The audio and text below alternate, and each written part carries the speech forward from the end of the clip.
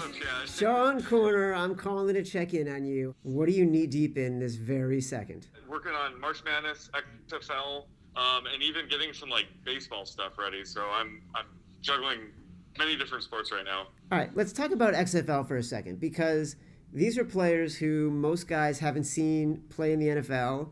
There are guys who a lot of people who are handicapping in this space haven't seen since college.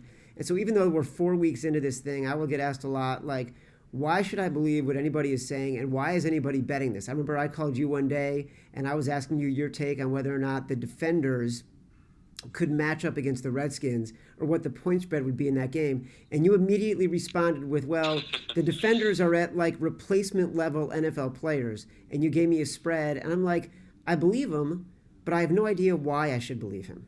Right. Well, it was funny that you asked about the Defenders because when you asked, they were probably the best team in the league. And now, I would say the past 2 weeks, they've been the worst team. So it's very volatile. Nobody really knows exactly, how good these teams are. But like you said, I remember these guys from college. And a lot of these guys, most of them played in the NFL preseason. And I'm a big NFL preseason DFS players. I do our player projections for that. So I went back and I watched film on every guy that played in the NFL preseason. I am familiar with all these players. And right now, honestly, it's about just people overreacting week to week.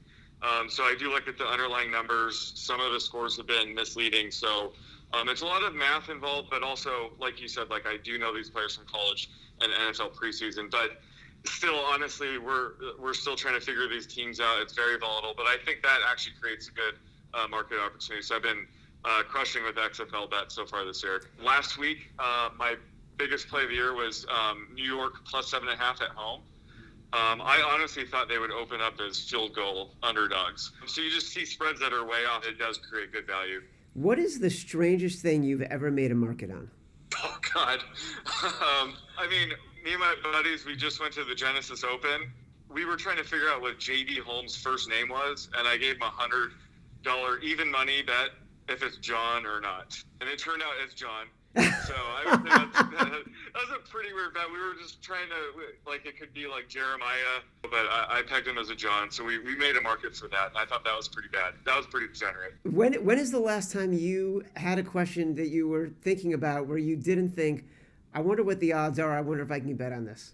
Everything in my life. My wife knows it. Just I have to bet on everything. If we pay for meter parking, I have to have an over-under on how much time's going to be left in the meter. It started when I was a kid. My dad would always take me to his fantasy football draft in Vegas, and I was probably just, 8 years old at the time. On the way to Vegas, there was certain gambling opportunities like the thermometer in Baker, California. He would have me set the over-under on what the temperature was. And back then, we didn't have smartphones. We didn't know what the temperature would actually be, so I would just guess, and I would get pretty close. I wasn't a savant or something, but it was just shaping that part of my brain to just kind of think what, balancing between the two. I think right before state line, if you're driving to Vegas, there's a stretch where it's you go downhill and then uphill, so you could see the massive stretch of road. And my dad was like, Sean, how far is it from here to that peak? And he set the odometer, and I just guessed, I thought about it, I guessed like 10.1 miles. And then by the time we got to the end, it was like exactly 10.1.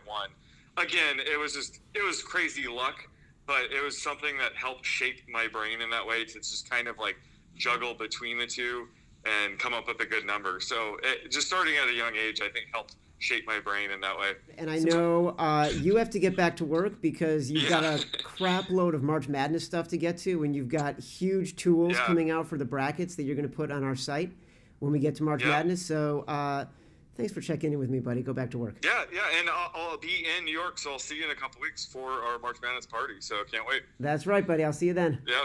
Thanks. All right. Later, Bye. Chad. Bye.